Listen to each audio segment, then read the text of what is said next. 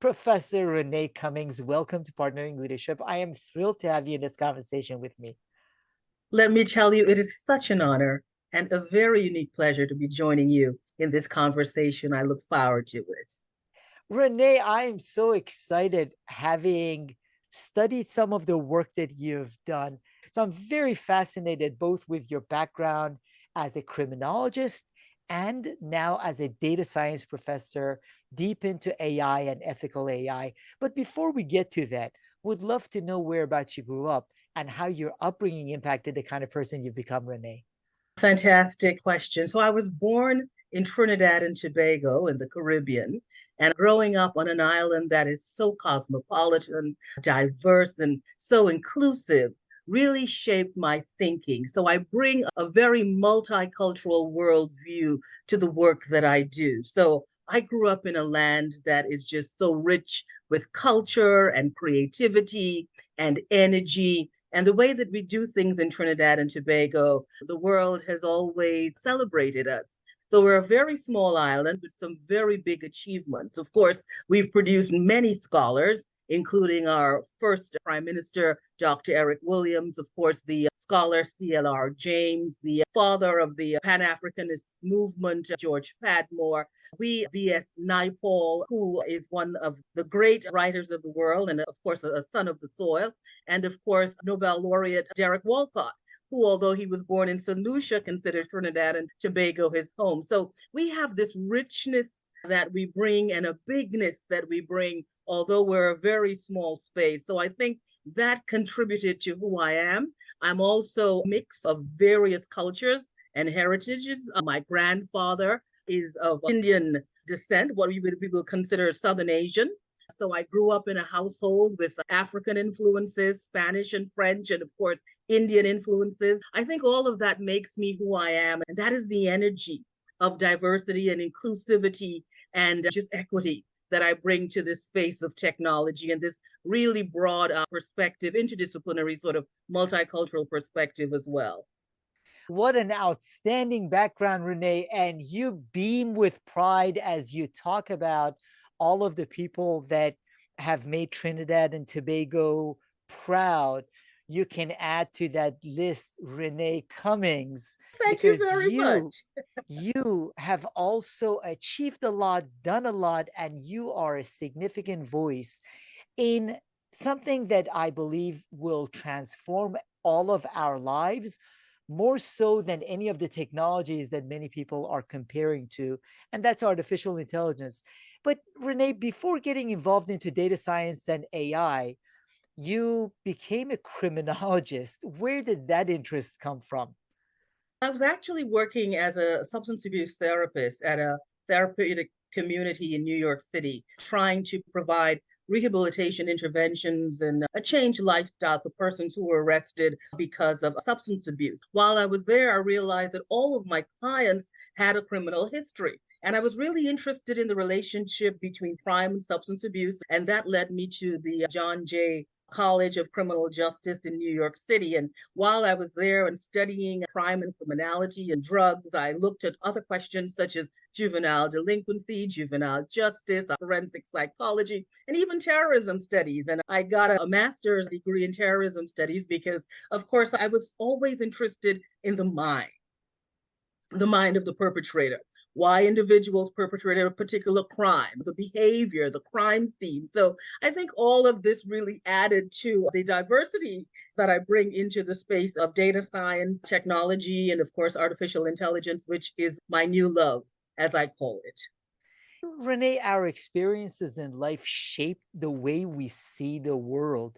And one of the challenges with a lot of technologies has been the people that have started the companies and shaped the world have had singular experiences. So, one of the challenges that I see with some of the social media geniuses and people that made it so successful and became so rich as a result is that they had very similar backgrounds, very, in my view, high IQ, questionable EQ that contributed to some of the negative impacts that all these years later we're finding about social media. So you have that unique experience. Now, a lot of the people who are starting up AI companies are people that have very similar backgrounds to the folks that started the social media companies. How can we make sure that there is more diversity of experience and perspective as these companies are started? I think we've got to think about the individual. We've got to think about people. And no one is just one thing. We're all sum total of all the experiences that we've had. There's diversity in the things that we like, the things that we eat, the things that we do, the company that we share, the kinds of experiences that we find to be wholesome, that really contribute to our wellness and our well being, the people who we talk to, the people who we hang out with, the kinds of places we go to dine. And I think this is what makes us who we are. We're just not this one thing, this monolith. We are so much more than just that. And I think for me, I have always been in careers that focused on people and that diversity. And I think what continues to drive me from my work to criminology into data science and now into responsible technology is justice. Because I come from a place where justice is important. And justice is what rules this world. Justice is what keeps us together, keeps us thriving together, keeps us building together. And it's not only criminal justice, it's environmental justice, it's food justice, now it's data justice. And it comes back to questions around equity, questions around inclusion, questions around diversity. All of these things contribute to justice. So when we talk about justice, we're speaking about fairness. We're speaking about the ways in which we could ensure that all of us are able to enjoy this technology, the way we can use this technology to benefit humanity. And if you use something in a just way, if you focus on fairness and due process, and you bring the requisite level of due diligence, and you understand that we've got to build technology and deploy technology with a duty of care, an ethic of care as well, and we bring these ethical perspectives, then we know we are doing things in a way that's going to lift humanity up, advance humanity, and solve some of those challenges that we have never been able to solve. But if we do it in a way that is limited, sort of myopic approach, then we're undermining the creativity of the technology. I always say that AI really excites me because it has the opportunity to do these extraordinary things, to transform every business model, to transform everything we do, from the ways in which we communicate with each other, the ways in which we work, the ways in which we solve problems, the ways in which we improve our health, the ways in which we live longer and we enjoy life more. But for us to really get the best and harness the rewards of this technology, we've got to check those risks early. We've got to detect and mitigate and manage and ensure we're paying attention to the kinds of challenges that this technology can create. And I think for us to really benefit from the promise of this technology, then we've got to understand the pitfalls. And that's what I see my job as, really allowing leaders and persons who want to engage in this technology to understand the extraordinary potential, but understand the extraordinary risk, and find a way for them to be able to maneuver that rocky risk terrain and be able to then ride that wave with that level of expertise that you see surfers doing, right? So that's what I think I bring to the space. I just bring a passion and excitement for technology, and I just want us to get it right. I love your optimism that when thought through properly, we can take advantage of the potential that AI provides for a more positive future. Now, one of the things that I understand, Renee, in the conversations that I've had with different folks in the field of AI is, if anything, data is what drives artificial intelligence. And I had a great conversation with Ajay Agrawal. He has an outstanding book on prediction machines, and in essence, explains how AI, to a great extent, is a prediction machine. And I married that thought with Gary Bolus, who is head of future of work for Singularity University, has a great book himself also, had given a prompt to Dolly for an apprentice, and the prompt was a young white male. Different versions of that prompt came up with the same thing. So what the data was doing, the data is young white male. Therefore, the prediction of what an apprentice would look like comes out the same way. How can we make sure that these AI systems that are built on the data of the past don't bring with them the biases of the past and scale them moving into the future? So I always say that data has a memory, and in that memory stores the great things about humanity and the not so great things about humanity. And once we are using historic data, then we are going to be replicating and repeating some of those challenging, painful experiences that we've had. Data also stores the memory of every great decision that has been made and every not so good decision that has been made. Data's memory contains the things that make us absolutely amazing and the things that we are really not too pleased with. And for us to get that right, then we have got to bring a very sophisticated thinking to our data sets. And we have got to understand if we continue to use historical data sets, then we need to bring a very unique kind of knowledge and understanding of the challenges presented by those data sets. But if we go into this with this kind of bravado, as though we're going to just use the data we have, or we're just going to create the systems and the solutions, then we're going in there with the thinking that is not required. The thinking that is required is that ethical perspective that says to you, wait a minute, this is historic data. When was this data collected? What was happening at the time this data was collected? What are the kinds of decisions this data has made? Who were the people who analyzed this data? What was the reason for the analysis? What did that analysis do? Who did that analysis help and who did that analysis hurt? Did we bring due process into the dynamic when we were using this data, when we were analyzing, when we were collecting, when we were storing? And that's the kind of thinking that you've got to bring. Listen, there's no perfect data set because there is no perfect us, and there is no perfect society, and there is no perfect system. We appreciate that. And given those imperfections, it means that we have got to bring a heightened level of due process, because what we are doing is building a very sophisticated technology that's repeating and replicating our thinking. And that's our amazing thinking. And that's the thinking that also makes us at times not so amazing.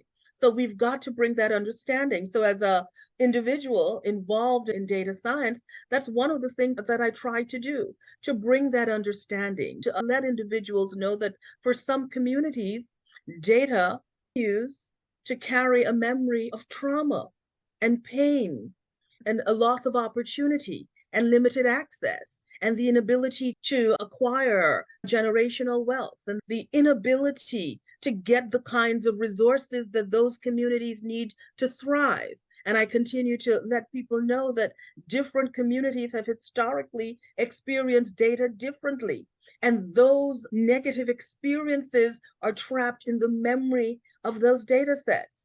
So you have got to bring an appreciation to data that says that I understand that history. I understand that past. And if I'm going to help build a future, because I always say to data scientists, you're not just building systems and solutions and products as a collective, you are building our future. So you have a social responsibility to bring that kind of sophisticated thinking that says that I understand the systemic challenges. I understand the poor decisions that have been made with some of this historic data. I understand that some communities have been marginalized and some groups, their voice has been taken from them. There's no visibility and they're not represented here. And what I'm going to do is, I'm not here to save the world, but I can certainly let you know that if I'm going to build a model, a predictive model on this historic data set, then I'm going to have some disclaimers there. Then I'm going to have a conversation about the limitations of this model. And I'm going to have a conversation that says, I understand bias, from implicit bias to explicit bias. I understand the challenges. So I understand the memory that's trapped in this data set. And what I'm going to do is use this technology to really reimagine the ways in which we use data and just reimagine possibilities for all communities. So, Renee, I wonder whose responsibility is that? Is that something that the government needs to advocate for and or enforce? Is it the responsibility of the organization, the startup CEO running with their AI company? Or is it a communal responsibility?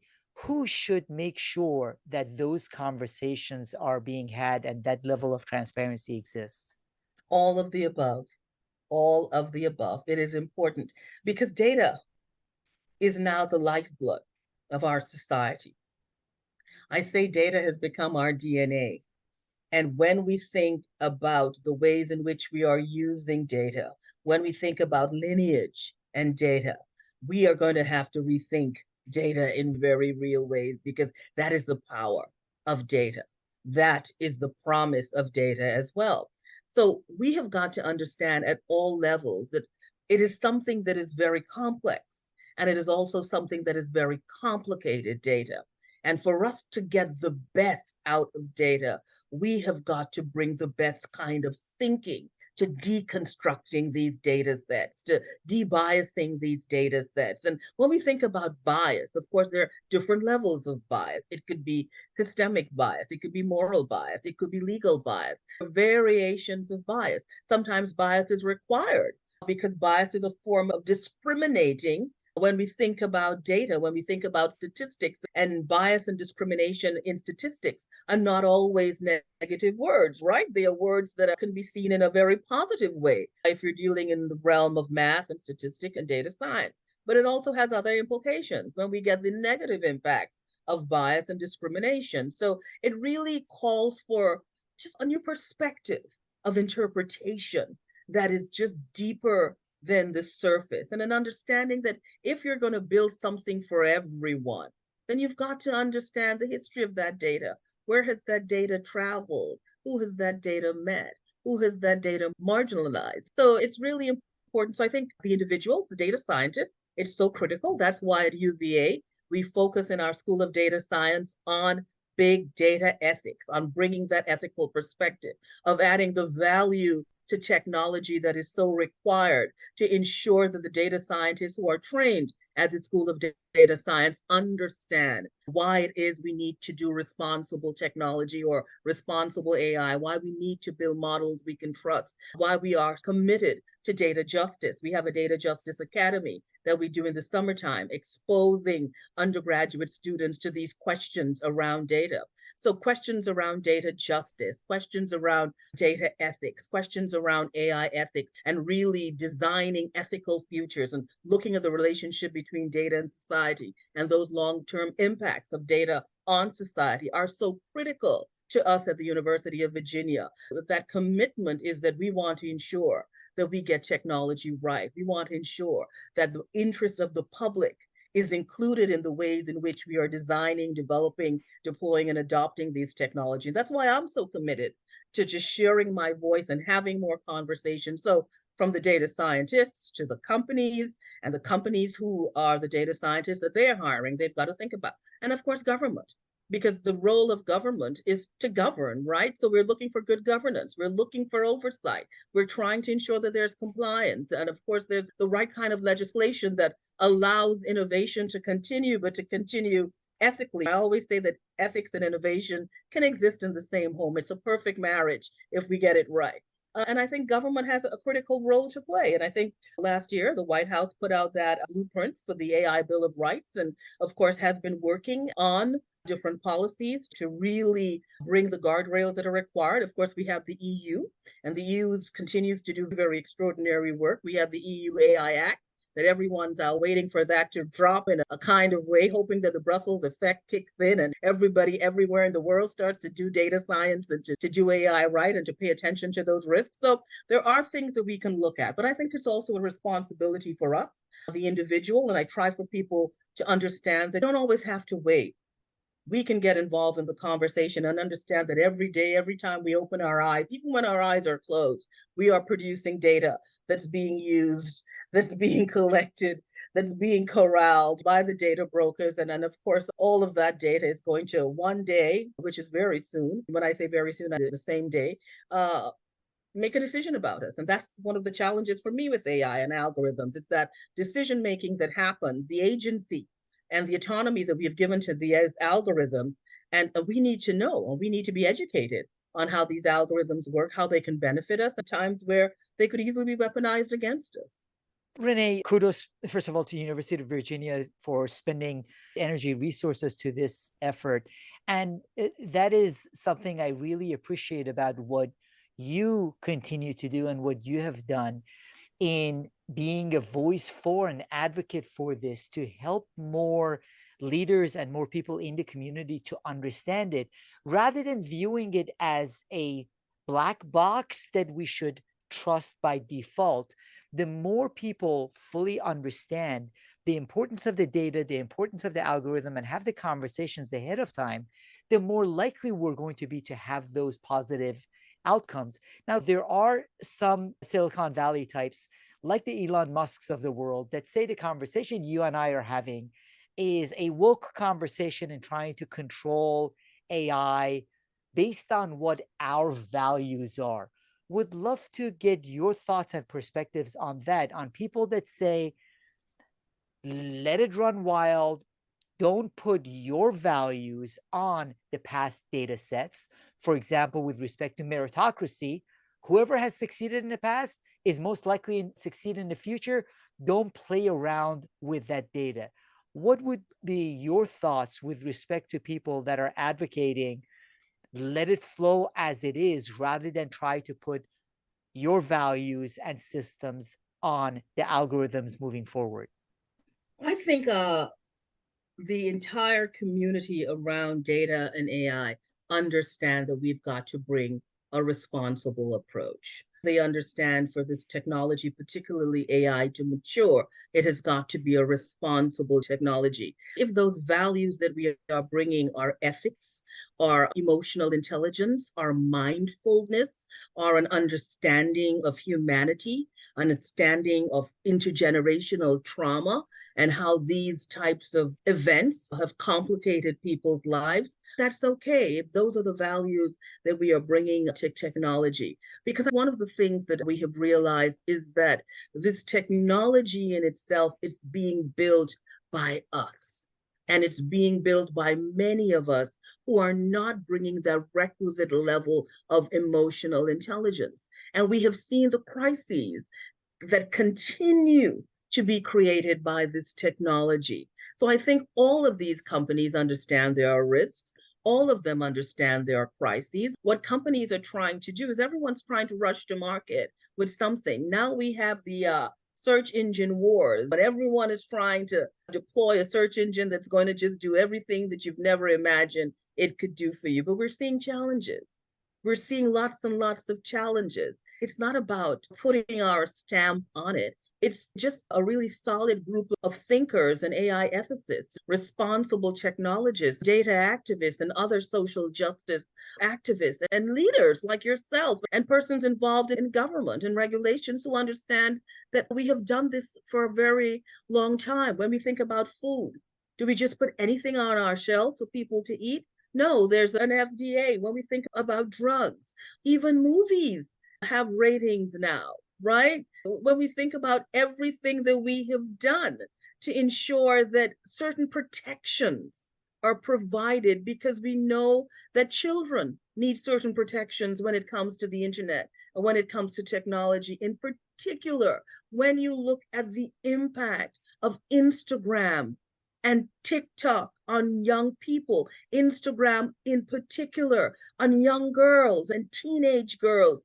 and the kinds of mental illnesses and the kinds of challenges that they now have with their own self esteem, because everyone is photoshopped, glossed up, and nobody looks like themselves anymore. And you have young people who are looking at these things and saying that they feel, I don't belong because I'm not looking a particular way. It just creates this artificial reality that's not who we are. So when we think about those psychological challenges, when we think about the many children who have seen videos on TikTok and they have tried to complete those challenges and have ended up dead, these are real things that are impacting families. The life of a child, a human life, is more important than anything else. I've learned that from the criminal justice system. I've worked in homicide. I've worked with people who've been incarcerated, people who have been given life in prison,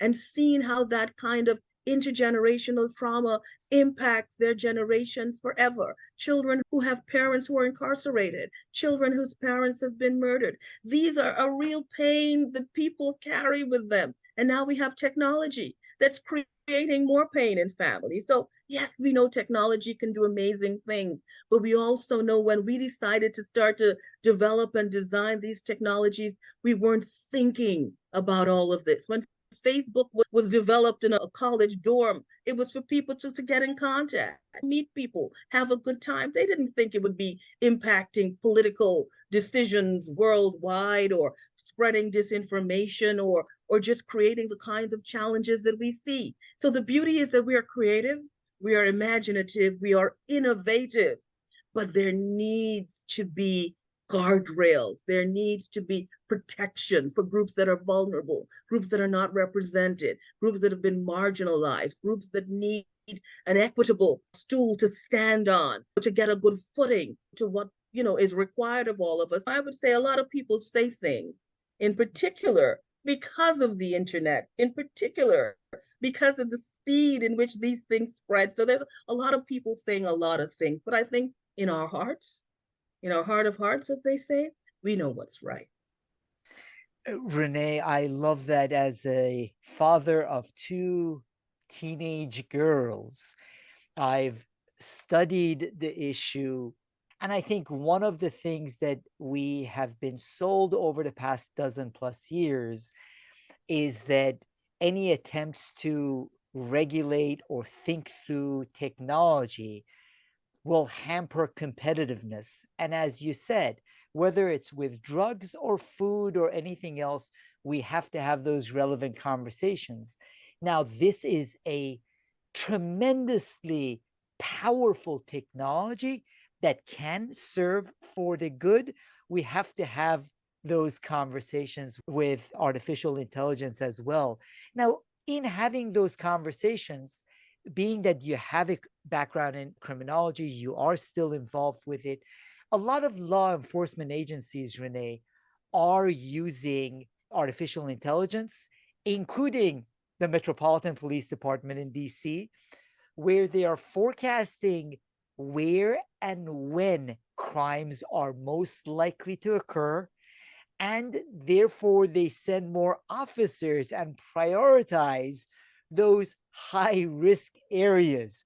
Would love to know your thoughts about that and how we can make sure that we are not causing more issues, more discrimination in our society as a result of saying, hey, all we are doing is predicting where the problems in the future will be.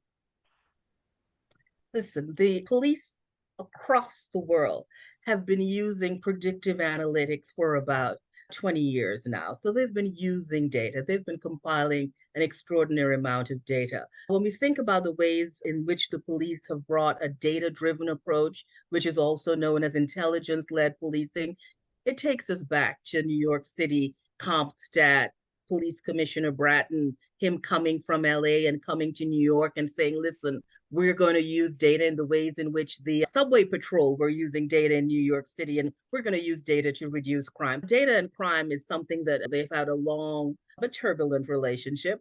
What we have seen with predictive analytics is that, yes, we can use data in very powerful ways when it comes to policing. We could use data to reduce police violence in communities.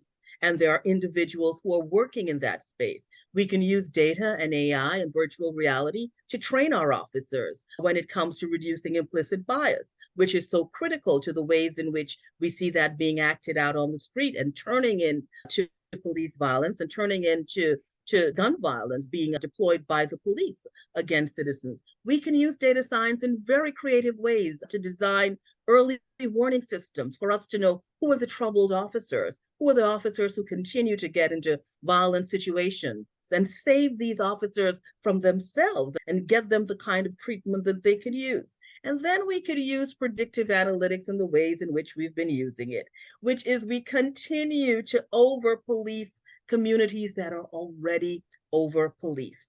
And this is why, in my work at the University of Virginia, I'm in the process of designing a public interest tool called the Digital Force Index. And what we have been doing is that we have been compiling all the surveillance technologies across the US, and we're coming up with different scores for different communities, depending on how much surveillance technology is in your community.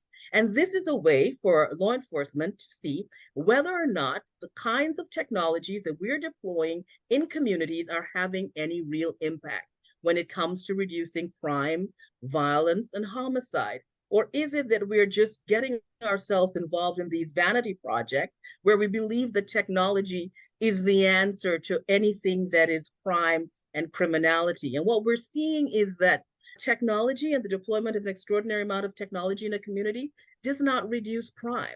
What reduces crime is paying attention to the challenges, bringing things into the community that could lift these community up, focusing on mental health, focusing on socioeconomic conditions, what we consider would be the criminogenic social conditions that may move an individual into a life of crime.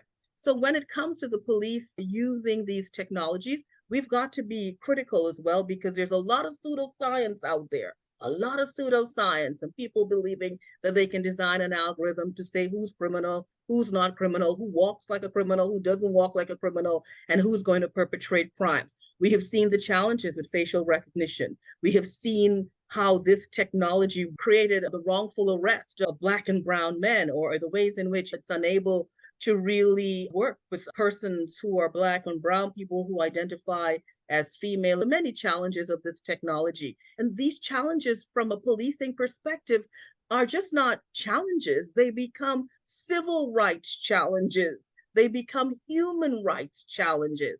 So when it comes to the deployment of algorithms by police officers, there are positive things that can be done, but it needs to be done ethically, not in a serendipitous or capricious manner.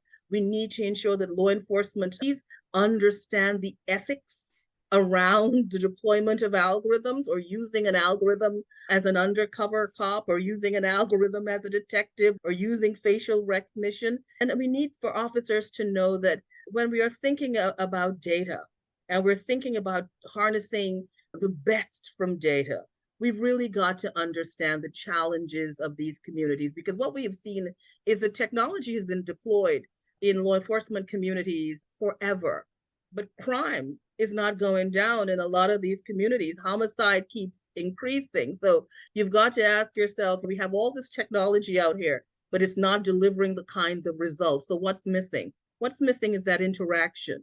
What's missing sometimes is that old school policing where you get to know the people in your community. And there is no technology that could replace that human interaction and that kind of mentorship and the ways in which officers would know communities in the past and really have the kinds of conversations that are necessary. So I'm all for big data, but I'm for ethical big data, and I'm for officers using more of their imagination and using more of the techniques around community policing and understanding what requires public trust and how do we build public confidence and the things that seal police legitimacy and just not becoming lazy and thinking there's an algorithm that's going to turn into a silver bullet and just solve everything for you, because that is not going to happen. And as well as officers understanding the dangers of trying to use algorithms in ways in which they should not be used. And one of the other things that we see when it comes to the police and data and technology is that many times there's a lot of hush and a lot of secrecy around the budgets that are being given to these third parties to develop these technologies. And once there is secrecy and once there's that veil that covers the procurement practices, then we know that these agencies are not doing what they should do. And they may be looking for a quick fix, but it's not going to happen. Technology still needs a human intervention, a human in the loop. And sometimes not a human in the loop, but a human creating the loop, a human moving the loop, and a human just there, because, at the end of the day, technology is not going to be the answer to every problem. We're never going to be that committed to techno solutionism, because so many times a technological response is not required. Many times a human touch, a human idea, a human smile, a hug. These are the things that change the world. And that's why it's important for us to understand the potential of the technology to serve as a tool, Renee. A couple of months back, an African American man was determined based on facial recognition to have been the person that had potentially been a suspect for a crime.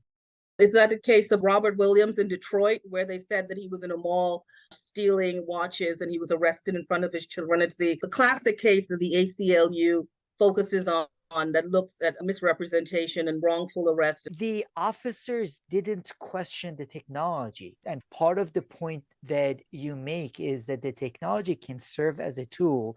In many instances, it's been outsourced to technology rather than that humanity, that human engagement, which is a critical part of it, whether in policing or elsewhere. The other thought that you mentioned, I wanted to highlight, you said there is a certain opaqueness to some of where the resources are allocated and how it's done. For example, nothing against Peter Thiel and Palantir, which is one of the top providers of artificial intelligence services to US government, more than $250 million.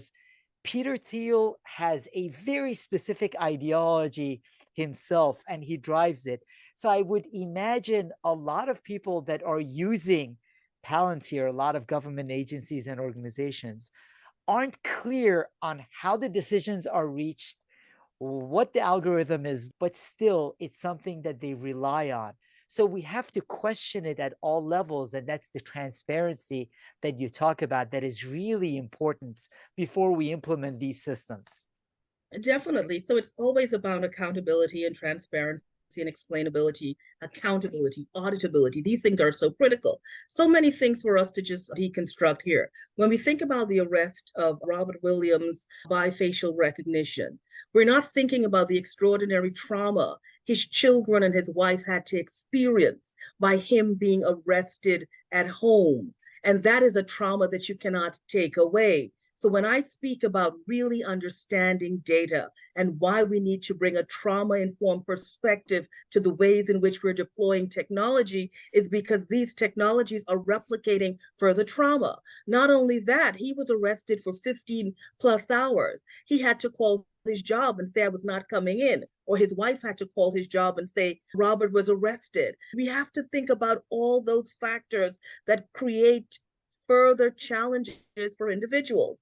And then when we're thinking about these vendors, think of that case that continues to just like rear its ugly head in Allegheny County, when we're talking about that algorithm that is being used in child welfare and child protection. And a recent case of a parent, and I think the parents actually identify as disabled. They have some psychological and neurological challenges, and they brought their daughter to the hospital because she was dehydrated. And they were told by the pediatrician to take her to the hospital because the child was not eating.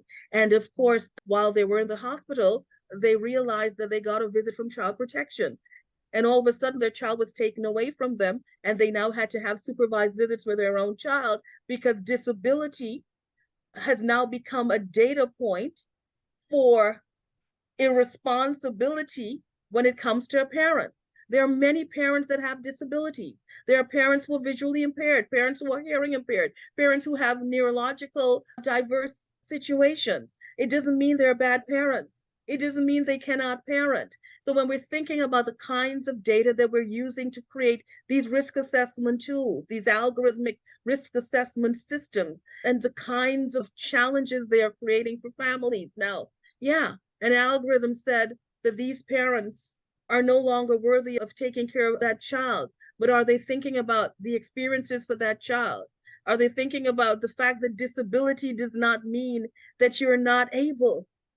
It doesn't mean that you're not able. And those are the things that we've got to think about. And when we think about the ways in which persons who have to use the technology may not understand the ethics, because many of the social workers who were dealing with the case said, we've been using these algorithms, we've been trained to use the system, but we don't really know what's in this black box. We don't really know what has been used to create those data points, because it always comes back to intellectual property, proprietary rights, whether or not we have access to the black box. Although we've had one or two cases over the last few months where individuals have won the right to now challenge the vendors and the developers and to really get inside that black box and see why a particular decision was made. The other issue is that many of the designers and developers of those opaque technologies still don't understand exactly why the algorithm is doing what it's doing.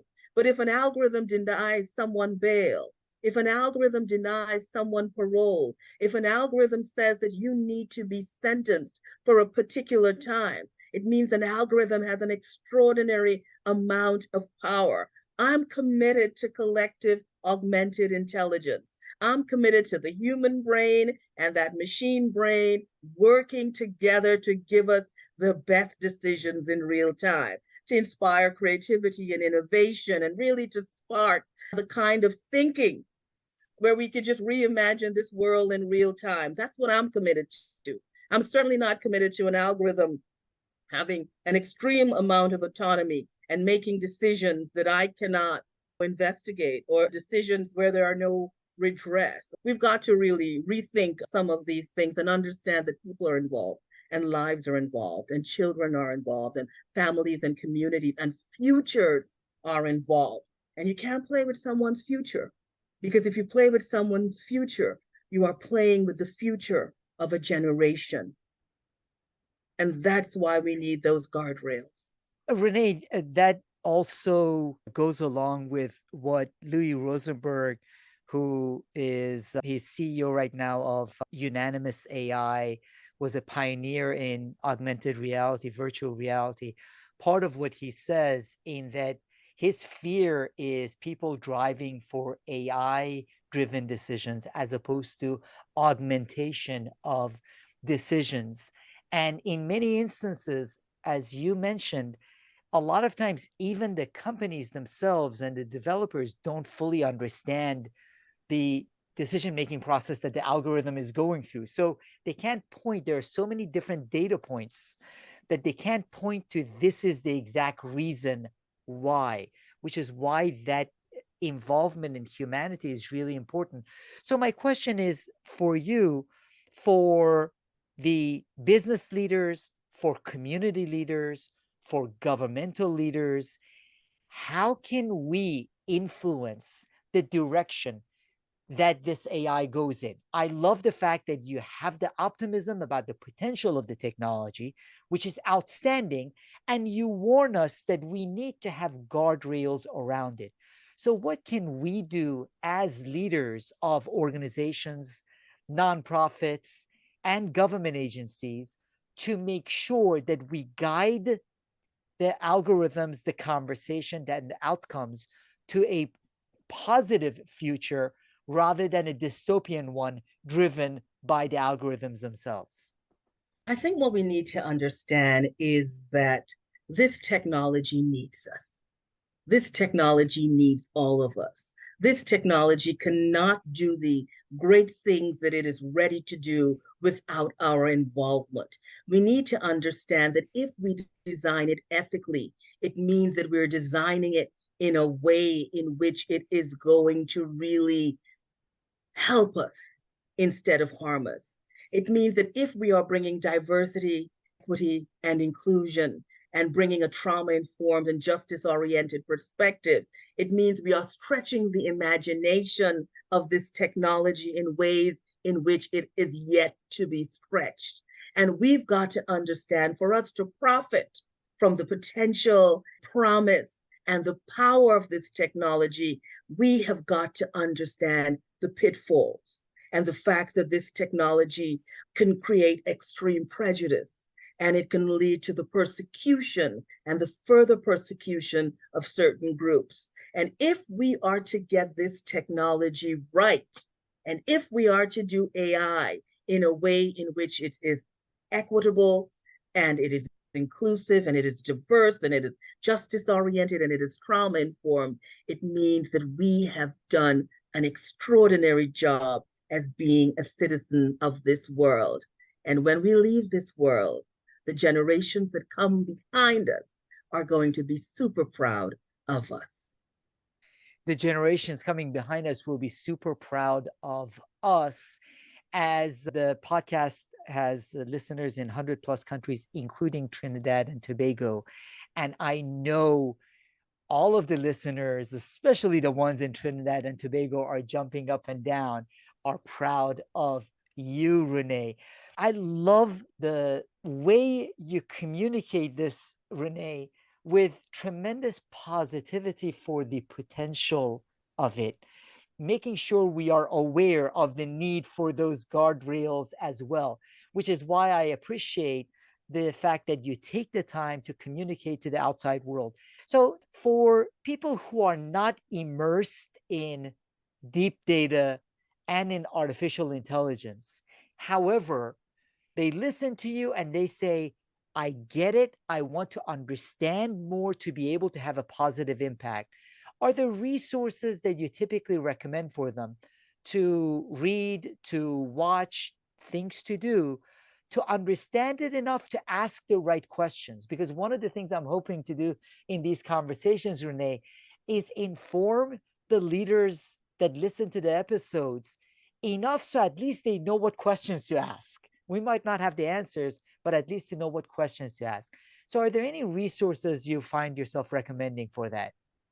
Definitely. I think if you want to watch something on Netflix, there's Coded Bias, and it really features many of the women who have made us really rethink the direction that we have been traveling and the speed at which we have been traveling.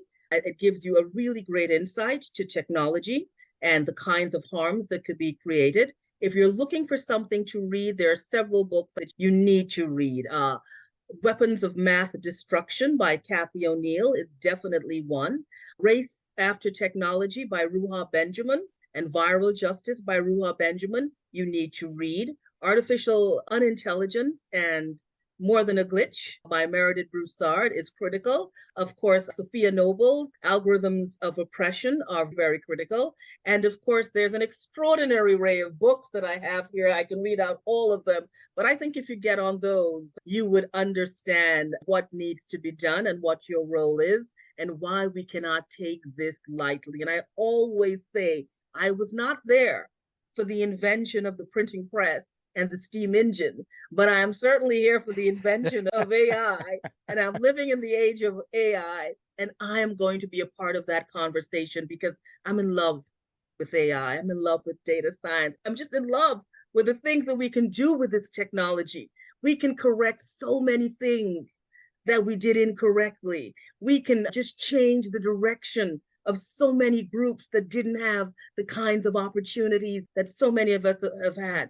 We can do so much for children when we think about the ways we could use virtual reality to reduce child abuse, to reduce child hunger, to really protect children and to give children that possibility where they can just really dream of being anything and having technology as a tool, as a companion, as an aid. When I think of children who are in our neurodiverse population and how this technology can work for children who are born visually impaired and hearing impaired. And what about data science that says it can make us young and beautiful forever? That's the one that I really like. So when you think about the great things we can do, the ways in which we can connect, the ways in which we can enjoy entertainment, now we can probably step into the movie and be a part of the movie. I look forward for all of those great things. But then I also look forward to the fact that we're doing this thing right. And we're ensuring that there is equity, closing the digital divide, because we don't want this technology to widen the digital divide. And we just want to give people an opportunity to live their best lives and thrive. And if we do that, then we've done the work that we need to do while we are here on this earth. So beautifully put, Renee. I am in love with your leadership in this space and you championing and helping all of us contribute to that better future. Thank you so much for this conversation, Renee Cummings. Thank you so much for inviting me. It's been an absolute pleasure. Thank you again. You have been listening to Partnering Leadership with your host, Mahan Tavakoli. If you enjoyed this episode, please leave a rating and review of the podcast on your favorite podcasting app and forward the conversation to a friend or colleague so you can help more people discover their purpose, grow professionally with meaning, and have a greater impact. For additional leadership insights and bonus content, visit us at partneringleadership.com.